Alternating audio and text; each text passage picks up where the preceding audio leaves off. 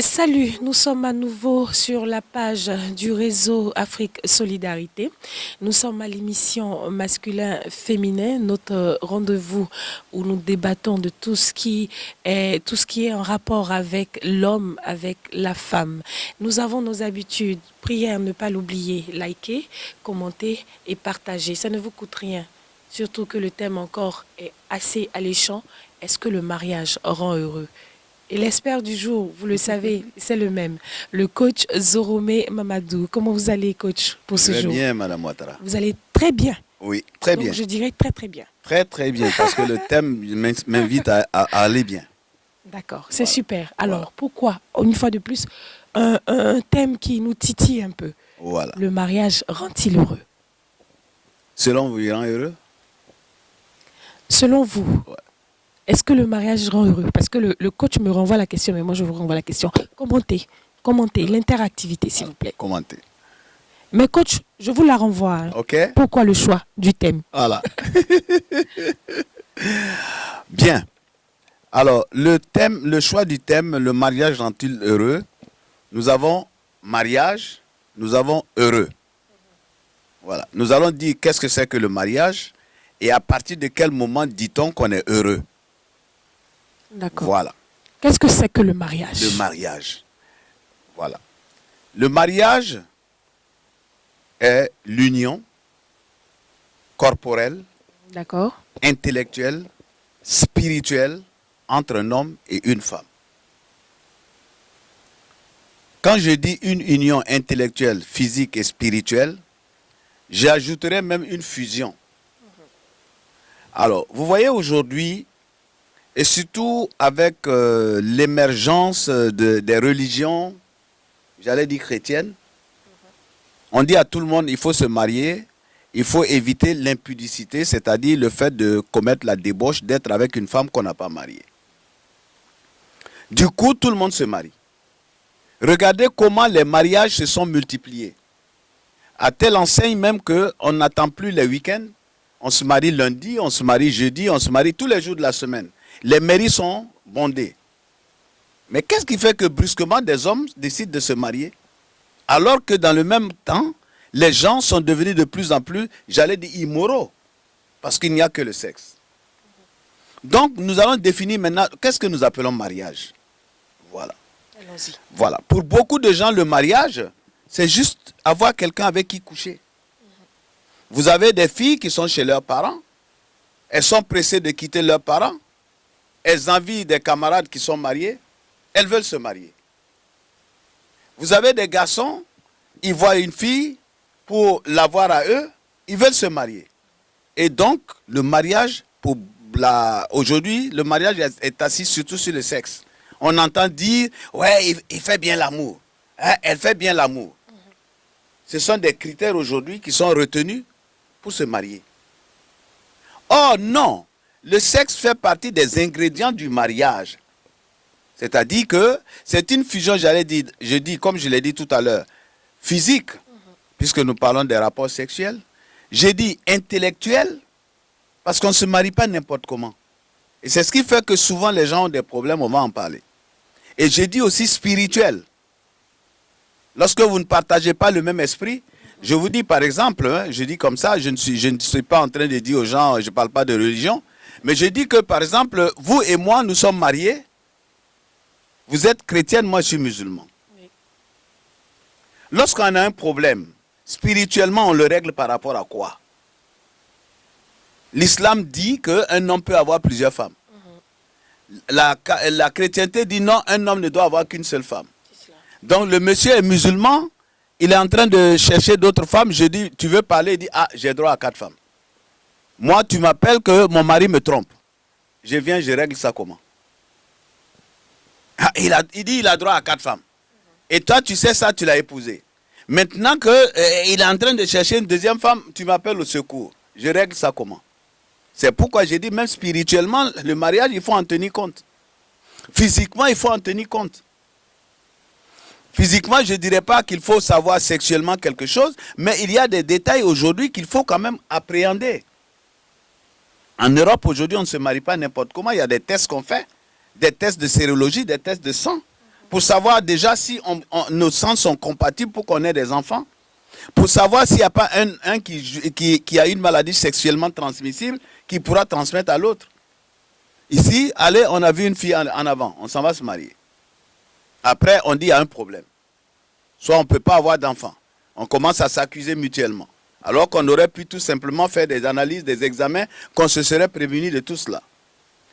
Alors, donc j'ai dit, le mariage pour moi, c'est la fusion d'un homme et d'une femme.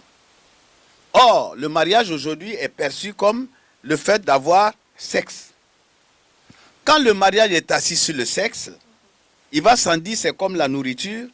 Quand vous mangez une nourriture, il arrive un moment où vous n'avez plus envie. Donc si c'est le sexe qui vous a unis, si c'est le sexe que vous avez catalogué comme étant, j'allais dire, l'essence même de votre mariage, il arrive un moment où ce n'est plus comme ça. Parce que nous sommes entre adultes, il faut dire la vérité. Quand on rencontre une femme pour la première fois, on rencontre un homme pour la première fois qu'on doit avoir des rapports sexuels, vous voyez comment le corps est chaud. Vous voyez comment on tremble. Et au fur et à mesure qu'on va coucher, on s'habitue, c'est-à-dire ça devient une habitude et ça devient même un moment où à regarder cette femme, on n'a plus d'érection.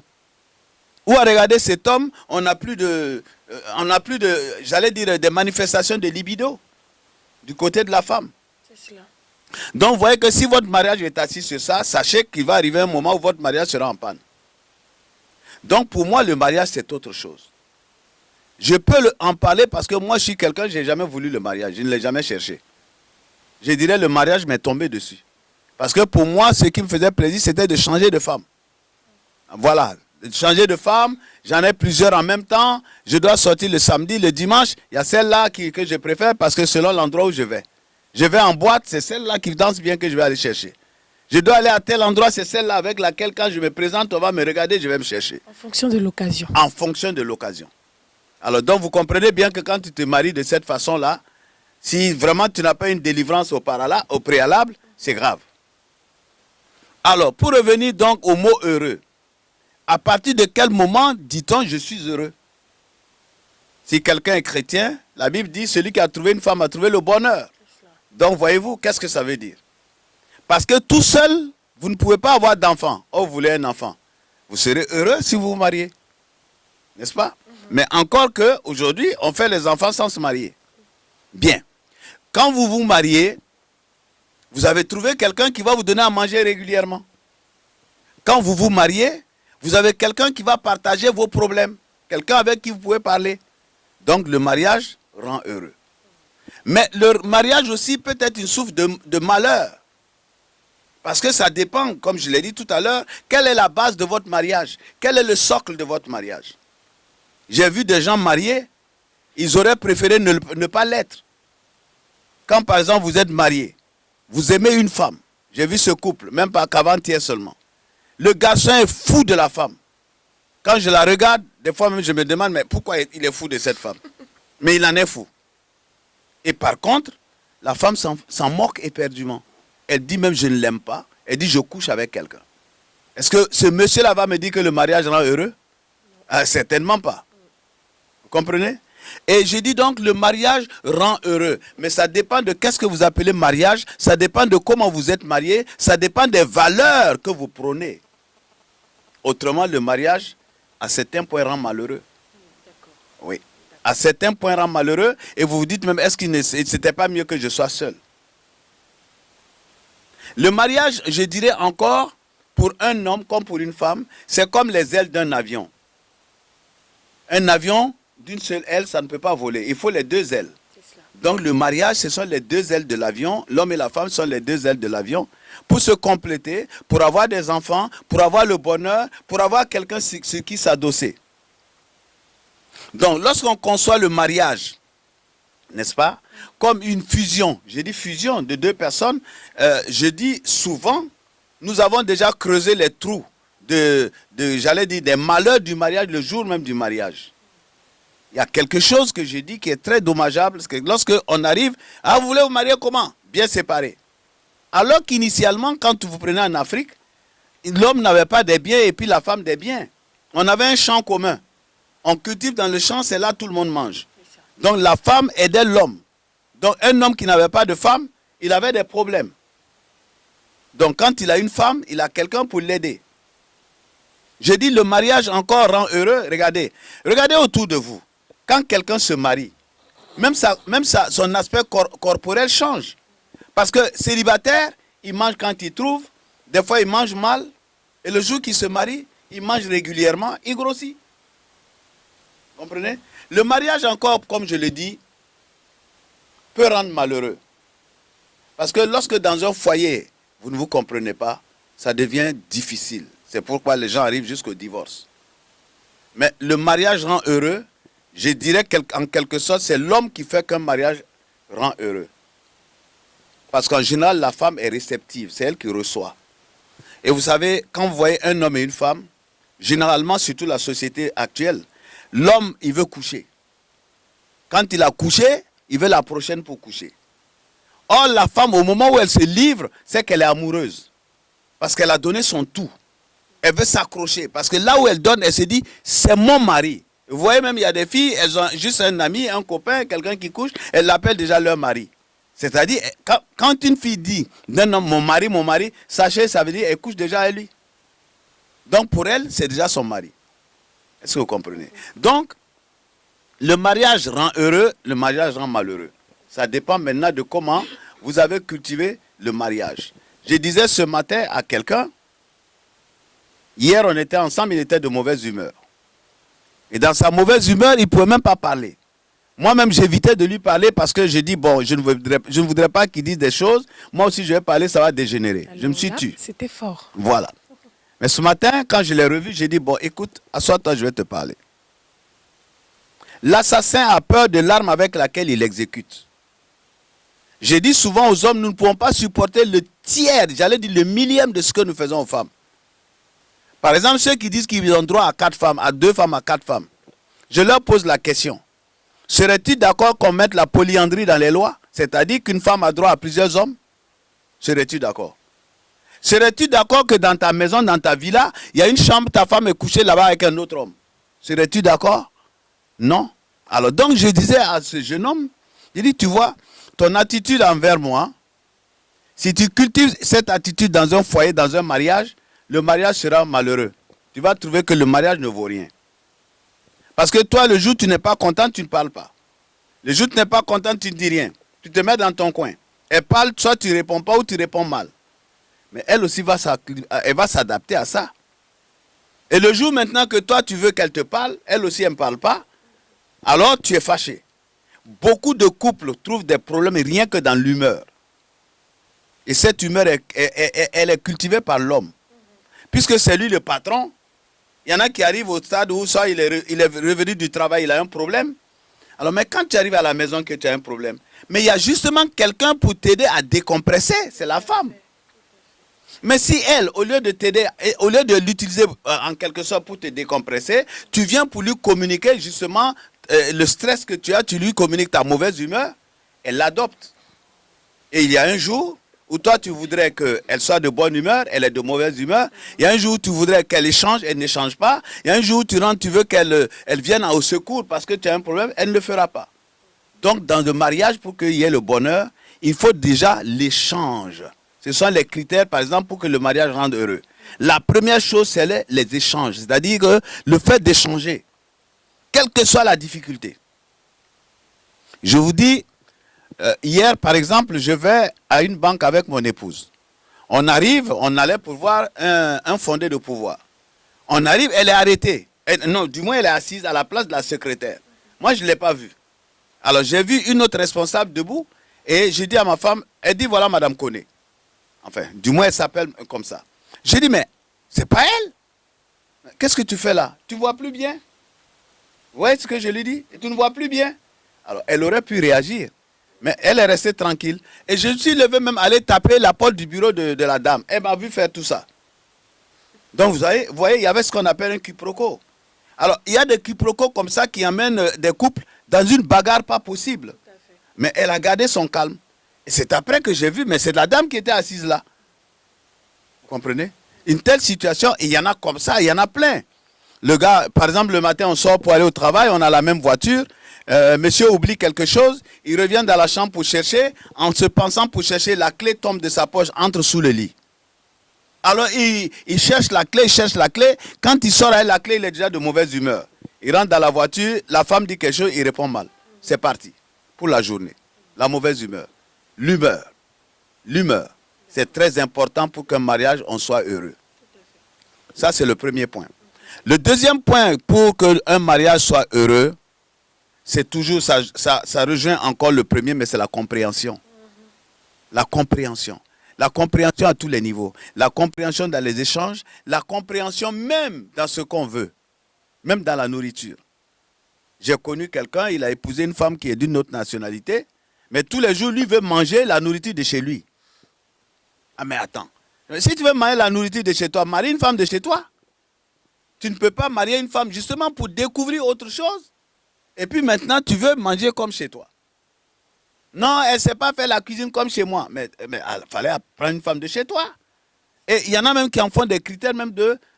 Quand ils veulent divorcer, ils prennent ça comme argument. Le mariage rend heureux. Moi, en tout cas, je le vis. Je le vis parce que le mariage m'a transformé. Dans un premier temps, le mariage m'a transformé parce que s'il y avait quelqu'un qui était dispersé comme moi, je ne sais pas. Je ne sais pas comment lui faire. Mais en tout cas, moi, j'étais très dispersé. Dispersé dans les comportements, dispersé dans mes finances, dispersé en tout. Mais il m'a fallu rencontrer une femme qui soit l'opposé de mon caractère.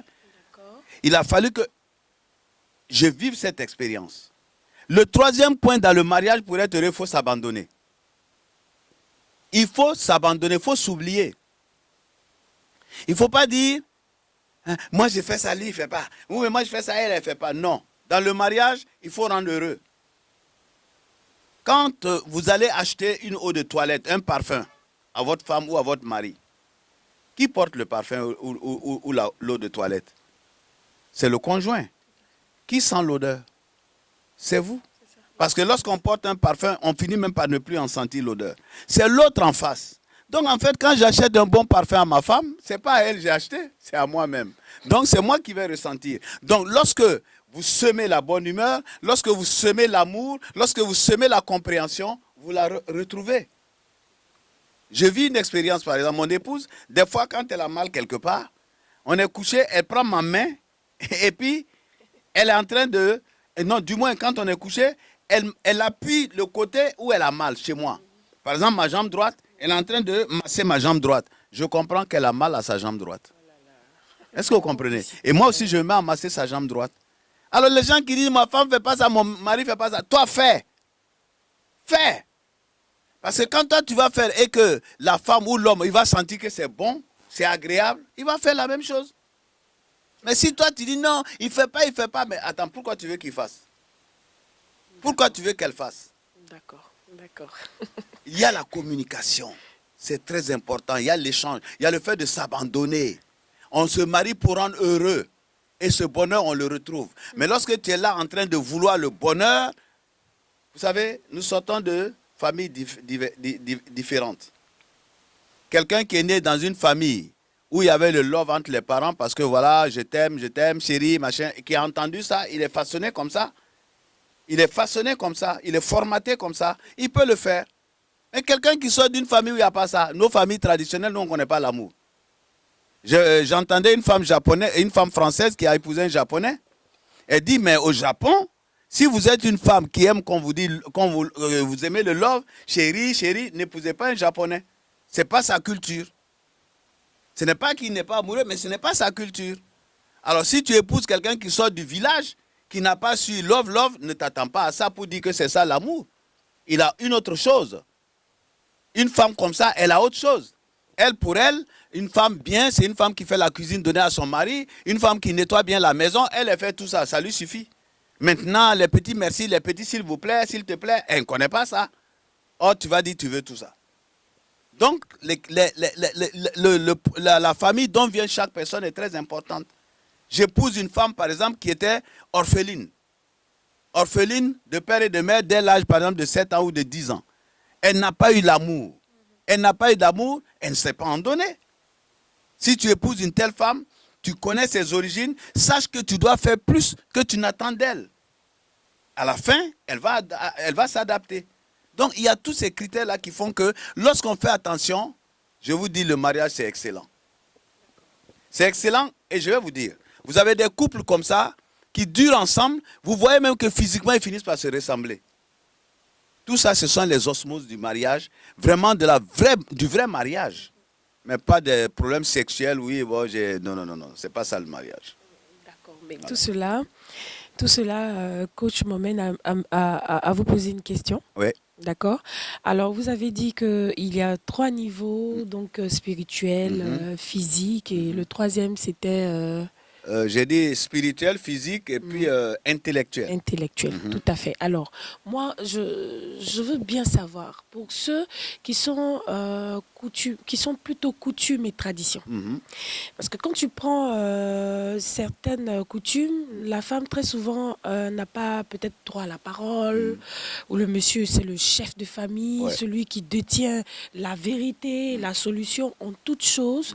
Et quand, à vous écouter, quand on parle de communication déjà, donc de donner ce qu'on veut recevoir. Quand on prend un couple typique qui sort de cette, ou qui est sous l'influence de ces traditions-là, de cette tradition, je veux dire, assez rigoureuse, qui disent, voilà, c'est l'homme, toujours l'homme.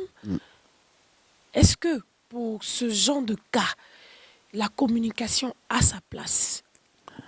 Ok. Vous savez, on ne peut pas vouloir le beurre et l'argent du beurre. Les mêmes hommes qui se comportent, j'allais dire, en phallocrate, c'est-à-dire en dominant la femme, en étant le patron, le maître, ce sont les mêmes hommes qui veulent voir une femme amoureuse, une femme lovée, une femme faire ceci. Alors, donc, il faut comprendre. Ou alors, tu es le maître en tout, et puis tu n'exiges rien. C'est l'esclave qui est en bas là-bas, tu n'attends rien. Non, justement, cette notion de mariage, parce que je dis souvent, nous avons des problèmes en Afrique, parce que initialement, l'amour, Eros, la manière de faire, là, les petits loves, là, ce n'est pas africain. Ce n'est pas notre nature. Nos papas ne savaient pas acheter des pains pour venir offrir. Nous ne connaissions pas Saint-Valentin. Au contraire, c'est les femmes même qui se débrouillaient pour se vêtir. Et c'est elle qui, le papa, juste le matin, il se lève, il enlève dans le grenier la pitance, c'est-à-dire ce qu'on va manger. C'est la femme qui se débrouille pour trouver les condiments. Donc, elle attend quoi? Donc, effectivement, c'est le patron qui est là-bas. Mais nous sommes dans une société qui a évolué. Nous disons qu'on n'adapte pas toutes les évolutions comme étant des choses positives, mais aujourd'hui, ça a évolué. Alors, si tu dis que tu es le patron, et la femme travaille, elle amène son argent à la maison, mais il faut lui dire, comme je suis patron, garde ton argent. C'est moi, je vais tout faire. Ah, papa, oui, parce qu'il faut ça. Il faut aller jusqu'au bout. J'ai dit, on ne veut pas le beurre et l'argent du beurre. Alors, si la société a évolué et la femme travaille, elle apporte, donc tu dois considérer aussi que les échanges sont devenus tout autres. Parce qu'avant, si c'est toi qui fais tout, et encore, si c'est toi qui fais tout, c'est toi qui payes la maison, c'est toi qui payes la manger, c'est toi qui payes, c'est toi qui habilles les enfants, c'est toi qui fais tout, bon, peut-être tu vas dire, bon, c'est moi le patron. Et encore. Mais aujourd'hui, où la femme va travailler 8 heures comme toi, elle apporte le salaire comme toi, elle vient, comment on appelle, mettre, comment on appelle, ses biens à ta disposition. Et tu dis que c'est toi le patron. Vous savez, même nos parents, avant où, comme je l'ai dit, on ne savait pas lever, mais nos papas respectaient nos mamans. Même quand il veut prendre une décision, il va demander à sa femme. Et j'entends des gens dire qu'on ne dit pas tout à la femme. Nos parents demandaient. Même ceux qui étaient polygames, la première femme était appelée la maman des autres femmes. Donc quand il a quelque chose, il en parle à la première femme qui va appeler les autres pour leur en parler. Et nos mamans conseillaient. J'ai vu un chef d'État qui n'est plus de ce monde. Sa femme n'était pas du tout jolie. Et tout le monde s'étonnait pourquoi sa femme n'est pas jolie. C'est bon, c'est un président qui cherchait les femmes. Mais cette femme qui n'est pas jolie ne bougeait pas de sa vie. Parce que c'est cette femme qui était sa conseillère. Vous savez, les femmes là, si tu ne peux pas considérer qu'une femme, elle a quelque chose à dire, c'est que tu es dans le décor. Quand vous allez voir tous ces grands présidents, les gens disent derrière un grand homme, il y a une grande dame. Vous allez voir même un homme d'affaires, quelqu'un qui a accompli, qui a les moyens, vous lui proposez une affaire, il va vous dire, bon écoute, je vais réfléchir. Demain là, c'est ce que la femme va lui dire qu'elle va venir te sortir. Alors donc cet aspect de phallocratie, c'est moi le patron, c'est pas comme ça. Quand on dit la femme doit être soumise, ça dit autre chose. C'est-à-dire que la femme doit être protégée.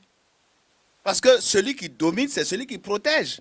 Le président de la République, le jour de son intronisation, il prend l'engagement de protéger toute la population. Il fait un serment. Donc le mariage, c'est ça. C'est comme du... Vous voyez, regardez, quand le jour du mariage, c'est le père qui conduit sa fille à l'hôtel. Les gens voient ça et croient que bon, ça fait brancher, ça fait bien. Mais ça a un sens, ça veut dire quoi? Ça veut dire que le père amène sa fille et puis il a une puissance paternelle. Il est le père, c'est lui qui conseille sa fille, c'est lui qui parle à sa fille, c'est lui qui fait ceci.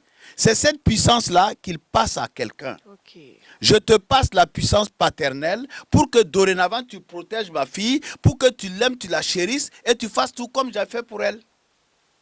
C'est cet acte-là, c'est ce geste que ça veut dire. Donc quand un père vient avec sa fille pour te la donner, il t'a donné beaucoup de choses. L'autorisation de coucher avec elle, dorénavant. Il t'a donné aussi, il t'a transmis sa puissance paternelle pour que dorénavant tu la protèges, tu la chérisses, tu lui donnes à manger, tu fasses tout comme moi, mon père, le père, je le faisais. C'est ce que ça veut dire. Alors, et tu prends la femme, tu t'en vas, tu dis non, c'est toi, ceci, c'est toi, cela. Et pourquoi c'est la maman qui amène le garçon? La maman aussi amène le garçon pour que la fille sache que tel que j'aimais mon fils, tel que je l'ai chéri, tel que je l'ai soigné, je souhaite que dorénavant, toi aussi, tu le soignes comme ça. Ce sont des gestes qui voulaient dire quelque chose. Même quand on tient la mariée d'un bras que de l'autre, vous voyez, on tient la mariée où? C'est pas le bras gauche. Mais pourquoi? Parce qu'avant, les gens avaient des épées. Ça se combattait. Le jour du mariage, un jaloux qui voulait la fille, il sort. Et puis, allez, clan, on doit se battre. Il y a un qui doit mourir. Donc, quand je tiens la fille, j'ai l'épée au cas où il y a quelqu'un, je peux tirer l'épée et puis me battre, je la mets derrière. Tous les gestes du mariage chez les Blancs, là, il y a un sens. Alors, nous, on ne voit pas tout ça. Donc, je dis qu'il faut changer de ce côté-là, qu'un homme arrête de dire, oui, on dit, par exemple, c'est surtout les chrétiens, oui, la femme doit être soumise, la femme doit être soumise. Non! La femme doit être soumise, c'est à ton actif comme à ton passif. Elle est soumise, ça veut dire que dorénavant, c'est toi qui la protèges. Elle est soumise, ça veut dire dorénavant, elle reconnaît que tu es son père. Elle reconnaît que tu es son ami. Mais si tu n'as pas le caractère du père, et toi, tu crois simplement que tu dois la dominer. Même ton papa, c'est pas comme ça.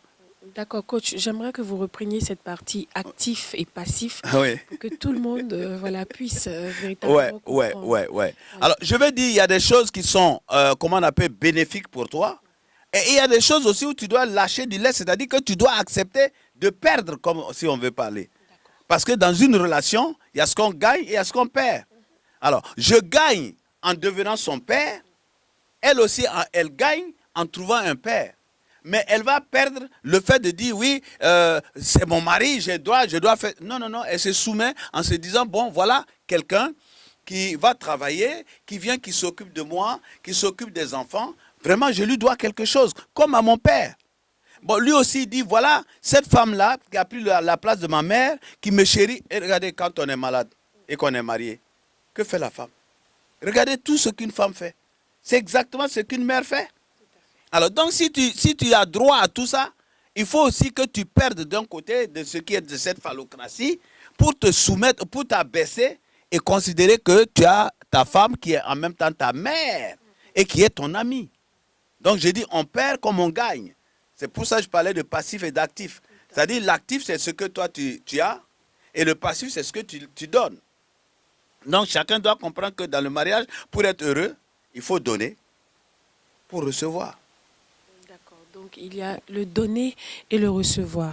Donc, pour simplifier, si j'ai bien compris, d'abord la phallocratie, c'est ceux qui veulent forcément dominer, commander.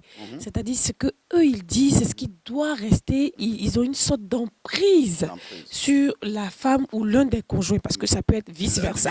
Voilà, ça peut être soit la femme qui agit ainsi ou l'homme qui agit ainsi. Alors, donc, moi, j'ai une autre question encore à vous poser. Quand on communique bien dans le foyer et que l'humeur est bien dosée, tout et tout, est-ce que c'est seulement la communication, l'humeur, qui peut déterminer la joie dans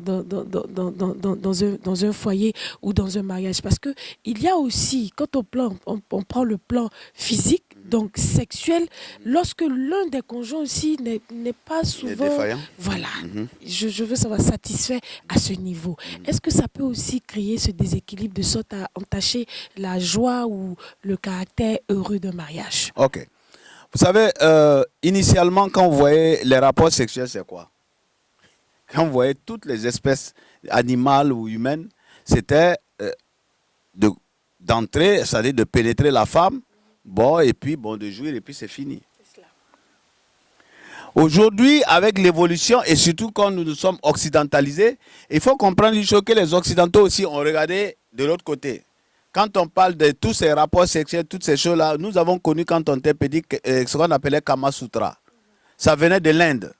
Alors, on considérait que c'était les Européens considéraient que c'était les hindous qui savaient faire l'amour. Et aussi, ils ont pris, nous aussi, on a pris. Bien. D'une manière générale, quand nous parlons par exemple des rapports sexuels, évidemment, dans les rapports sexuels, il y a un compte pour chacun. Vous savez, un homme, dès qu'il voit une femme, tout de suite, c'est une érection. La femme, c'est autre chose. La femme a besoin d'être préparée. C'est pas pour rien, les gens vont au restaurant, chez les Blancs, on va au restaurant, on est assis, souvent même devant une bougie, on se voit à peine, on se parle, il y a des petits mots qui sortent. Ça se prépare. Un homme et une femme, ça se prépare toute la journée, même les petits mots que vous dites, même les petits regards, les petits gestes, ça se prépare. Et donc, même quand on arrive au lit, souvent, les couples ont des problèmes. Parce que j'ai dit dans une de mes émissions, un homme qui voit une femme pour la première fois, une femme qui va avec un homme pour la première fois, ce premier rapport sexuel, souvent même, il est gauche. Parce qu'on est tout de suite chaud et puis bon, c'est tout de suite parti. Mais au fur et à mesure qu'on s'habitue, qu'on fait régulièrement l'amour, il faut savoir apporter ce que je dirais des épices. Parce que lorsque l'habitude s'installe, un homme est couché avec sa femme, il n'a plus d'érection automatique. Non. Il faut que la femme, justement, arrive à produire quelque chose. C'est pour cela que vous voyez que les Blancs ont inventé les jupons. Ils ont inventé les robes de nuit, etc. Pourquoi c'est transparent? Tout ça parce que ce qui est dedans, on imagine. Et bon, ça fait travailler la tête. Il y a des parfums. Vous voyez, dans nos sociétés traditionnelles, les Sénégalais, par exemple, il y a Oussounan. Quand ils rentrent là, l'odeur du Oussounan, là, ça amène quelque chose. Nos mamans, comment on appelle, traditionnelles, avec quelque chose qu'on appelle en Djoula, pendeli. Pendeli, c'est un petit pain qui est sous le pain, qui est tout blanc. Alors quand on porte ça, et c'est un peu plus court, alors l'homme commence à voir, et puis bon, ça commence à produire quelque chose. La femme doit pouvoir faire ça. Je dis aux femmes là, imaginez toujours comment le monsieur vous a vu la première fois. Tu étais comment? Tu avais quelle tresse? Tu avais quelle tête? Tu avais quel habit? Qu'est-ce qu'il a, la première fois qu'il t'a vu là, qu'est-ce qu'il a attaché? Qu'est-ce qu'il a attrapé? Qu'est-ce qui a retenu son attention? Il faut reproduire ça. Oh, voyez-vous aujourd'hui, les femmes sont des caméléons. Aujourd'hui c'est tressé, demain c'est coupé, après-demain c'est teint, et puis c'est ceci. Donc tu es en train de lui montrer les autres facettes de femmes qui existent. Alors que toi il t'a vu avec cheveux ras, c'est ça il a aimé. Maintenant, tu lui montres que bon, cheveux longs aussi, c'est joli. Donc, il regarde celle qui a cheveux longs. Tu lui montres aussi que c'est cheveux frisés qui est joli. Il regarde celle qui a cheveux frisés. Finalement, il va chercher les femmes. Donc, dans le couple, il faut savoir produire quelque chose. Tu es où? Je suis en train de venir. Ok, tu as le temps d'aller, de faire ta petite toilette, porter ton petit parfum. Il vient te coucher sur le lit. Avec une position suggestive. Ah, mais alors, ils rentrent là, mais c'est autre chose. Mais parce que quand ils vont chez les petites filles là, qu'est-ce qu'elles font pour les attraper? Mais c'est ça. Ensuite là, bon, le monsieur, il vient, oh voilà, il faut apprendre. Il vient par exemple, c'est un samedi, au lieu de le laisser, bon, je m'en vais voir mes amis. Toi, tu es son ami, non? Ok, tu prends ta bassine d'eau chaude, c'est ce que mon épouse fait. Moi, je suis quelqu'un qui était toujours dehors. Si tu voulais te cacher de moi, viens chez moi. Je ne vais jamais te voir parce que je suis toujours dehors. Ok. Elle a compris. Je ne sais pas qu'est-ce qui l'a inspiré. Mais je viens, des fois, je vois, elle a tous ces trucs de manicure, elle commence à attraper ma main, elle commence à faire les ongles, elle va prendre de l'eau, elle commence à faire mes pieds. Mais tout ce temps, je suis là. Le temps qu'elle finisse, des fois, je dors. Je suis là. Alors, les gars vont chez les petites filles, c'est ce qu'elles font. Donc, comme vous le dites là, quand on est marié, il faut savoir produire. En tout cas, pour ce qui est physiquement, il faut savoir produire des attraits. Ensuite, je dis, pour beaucoup de foyers où ça se loupe là, quand vous avez parlé du sexe, vous savez, l'homme en général, lorsqu'il il prend la femme, aujourd'hui, 80% des hommes, des garçons, ont l'éjaculation précoce. Or, la femme, il lui faut atteindre l'orgasme. Alors, je lisais comme ça dans une revue en France, par exemple, 35% de femmes n'ont jamais connu l'orgasme. Donc, elles subissent le rapport sexuel. Des fois, même certaines, même quand la nuit arrive, ça les énerve. Elles ont peur de la nuit. Il va venir encore. Alors toi, tu viens, tu crois que c'est parce que, allez, parce que tu crois que tu es fort, alors qu'elle n'a rien ressenti. Demain, tu veux. Elle n'a rien ressenti. C'est toi qui prends ton plaisir. Mais quand un garçon dit que sa femme ne sait pas faire l'amour, moi, dans mon cœur, là, j'ai dit, il ne connaît rien. Parce qu'il n'y a pas une femme qui n'aime pas ça. Il n'y a pas une femme qui n'aime pas ça, il n'y a pas un homme qui n'aime pas ça. Mais quand tu vois qu'elle ne fait pas, c'est qu'elle n'a pas, si j'allais dire, le démarreur. Tu n'as pas le démarrage. Alors certains croient que, bon, ils vont faire des médicaments pour avoir des gros sexes, que c'est ça qui va faire... Non, tu viens faire mal à la femme, est-ce que c'est ça le problème? Hein? Ce n'est pas la daba que tu as qui cultive bien, c'est comment tu manies la daba. Ah ben voilà. Donc, alors, si toi... Et puis bon, certains disent qu'ils vont aller apprendre dans des films pornographiques. Non. C'est quelle femme j'ai en face de moi? Une femme peut être clitoridienne. C'est-à-dire qu'il faut, comment, en quelque sorte, manipuler son clitoris pour qu'elle elle soit partante. Il y a des femmes, c'est les seins. Il y a des femmes, on dit vaginale. Vaginale et clitoridienne, ça va ensemble. Mais il faut tout ça. Donc, si tu ne prends pas le temps dans tout ça, c'est tout ça l'amour. Vouloir le bonheur de l'autre. Je dis, il faut aimer, faire en sorte que l'autre soit heureux. Lorsque tu ne peux pas démarrer et qu'elle subit, il arrive un moment où les relations sexuelles, les rapports sexuels, ça devient autre chose pour elle. C'est une sinécure. Elle n'en a pas envie. Et les hommes, c'est pareil. Alors, je dis souvent aux femmes, considérez quelque chose. Les femmes qui veulent, il fait bien l'amour, il fait bien l'amour. Sache qu'un homme, un moment va venir où il ne peut pas faire l'amour. Vous savez, le petit garçon de 10 ans, quand il veut faire pipi le matin, vous avez des enfants, regardez vos enfants, le garçon, il pisse, ça va au loin comme ça. Mais au fur et à mesure qu'un homme avance en âge, son pipi vient sous ses pieds.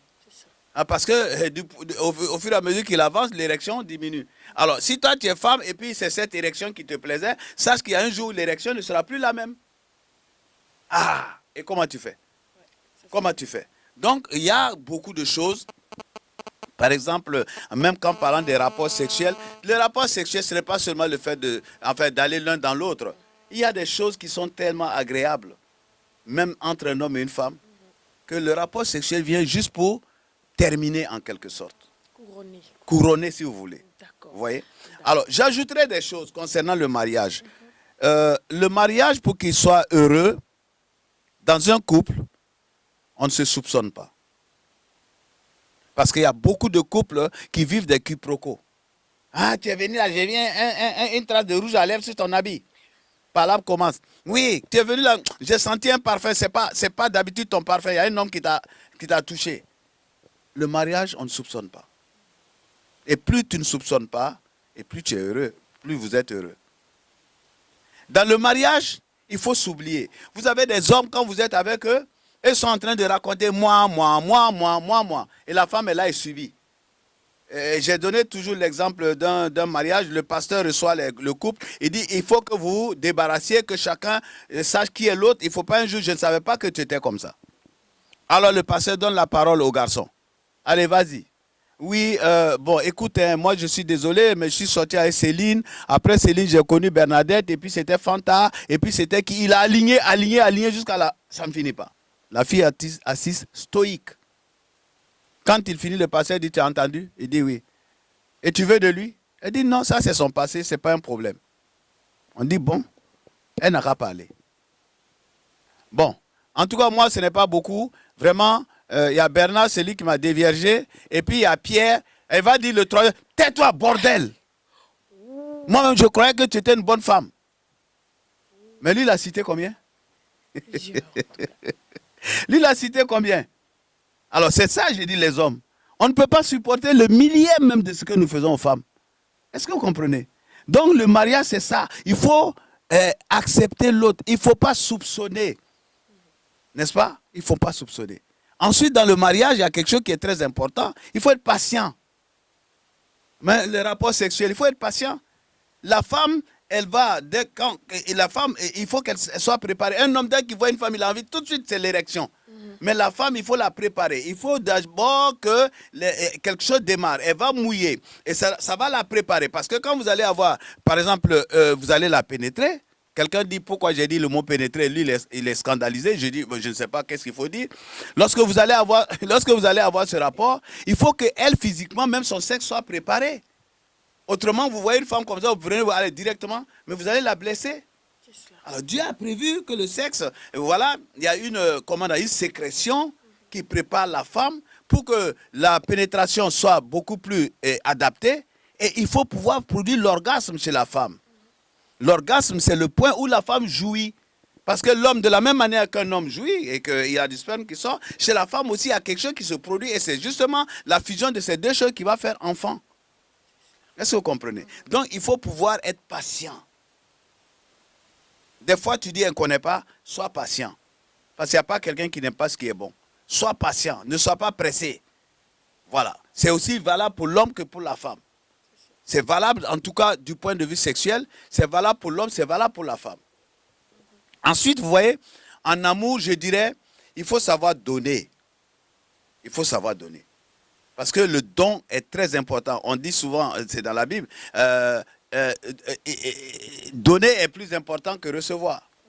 Vous comprenez? Or, dans le mariage, il y a donner et recevoir. L'homme donne, il reçoit quelque chose. La femme donne et reçoit quelque chose. Donc, il faut savoir donner. Vous voyez? Donc, je reprends, dans le mariage, il faut être patient. Il faut ne pas soupçonner. Ensuite, il faut avoir envie de donner plus qu'on ne veut recevoir. Et comme je le dis, il faut échanger. Très souvent. Très souvent. Il faut échanger. Parce qu'un déficit de communication est préjudiciable à un bon couple. Ensuite, je dis, il ne faut pas que toi, ton humeur puisse dominer. Et puis, les hommes, arrêtez d'être des phallocrates. Voilà, arrêtez d'être des phallocrates. Je suis le patron. Dans le mariage, il n'y a pas patron. Dans le mariage, il y a échange. Voilà, on dit on se marie. On n'a pas dit je te marie.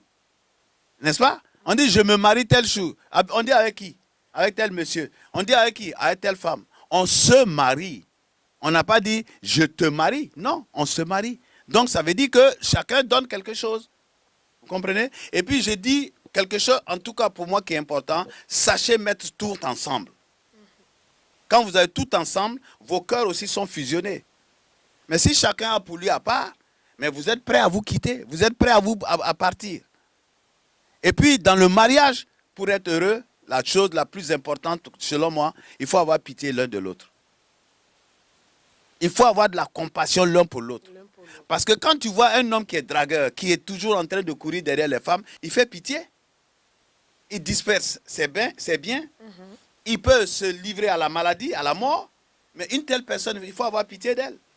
Et si tu es une croyante, prie pour lui. Oublie ta personne. Prie pour lui. Ou prie pour elle. N'est-ce pas? Alors, donc, ce sont des petits critères. Quand j'ai parlé d'aspect spirituel, justement, un homme justement qui est dispersé, il faut prier pour lui. Quand il sort là, non, il ne faut pas dire, il va voir, ce qui me fait là, il va voir. Parce qu'il va voir, tu le maudis. Or, quand il s'en va, si tu es une croyante devant Dieu, beaucoup d'hommes ont changé comme ça. Moi, je vais vous donner mon cas. Voyou comme j'étais, pendant 6 ans, même ma secrétaire, je sortais avec. Et ma femme le savait. En dehors du fait même qu'elle sait que je suis dispersé, ma secrétaire là, elle savait que je sortais avec. Quand elle vient avec du champagne, du caviar, je prends tout, je vais me mettre là-bas. C'est là-bas que je dors. Tous les jours, 4 heures du matin, je rentre. Et j'ai accepté le Seigneur. Et j'ai dit à ma femme, tu vois, c'est la jeune fille là qui fait que moi j'ai connu le Seigneur. Donc je ne peux pas la laisser. Hein, elle va, pour qu'elle se perde, il faut que je la tienne là jusqu'à ce qu'elle ait un homme. Tout ça parce que je ne veux pas laisser. Donc dimanche, j'arrive à l'église, ma femme dit oui. Parce qu'en temps aussi, elle a accepté le Seigneur. Elle dit oui. Non, c'est une femme extraordinaire. On va chercher la jeune fille, on vient à l'église. Je suis là, ma femme est à droite, elle est à gauche. Là, c'est comme j'ai mes deux femmes, je suis heureux. Tous les dimanches, c'est comme ça. Un dimanche, le pasteur il prêche, il dit la foi. Quand il a fini de prêcher, il dit bon, vous allez faire un témoignage et dimanche, chacun va, vous allez faire une prière, le dimanche, vous allez faire des témoignages.